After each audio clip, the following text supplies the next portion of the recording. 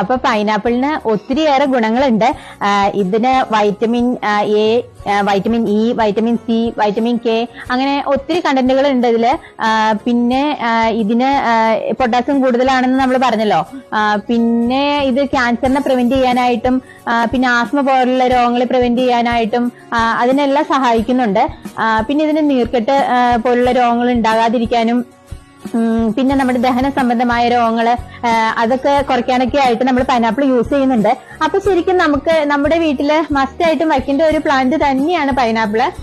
ഇതിപ്പം നമുക്ക് വീടിന്റെ ഫ്രണ്ടിലായിട്ട് ഒരു ഡ്രമ്മിലൊക്കെ സെറ്റ് ചെയ്യാം. മുള്ളില്ലാത്ത പൈനാപ്പിൾ ആയതുകൊണ്ട് ഇപ്പൊ മുള്ളുള്ള പൈനാപ്പിൾ ആണെങ്കിൽ കുട്ടികളൊക്കെ വന്ന് പിടിക്കുമ്പോൾ അവർക്ക് കൈ മുറിയാനും കൈ പോറാനൊക്കെ സാധ്യതയുണ്ട്.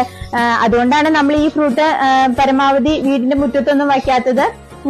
അപ്പൊ നമുക്ക് മുള്ളില്ലാത്ത പൈനാപ്പിൾ ആണെങ്കിൽ വീടിന്റെ ഫ്രണ്ടിലും ഒക്കെ വയ്ക്കാവുന്നതാണ്.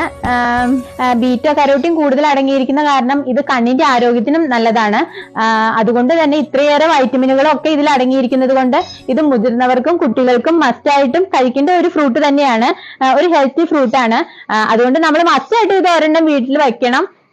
വച്ചാൽ നമുക്ക് ഡെയിലി നമ്മൾ പുറത്തുനിന്ന് വാങ്ങിക്കുന്ന ഫ്രൂട്ടുകൾ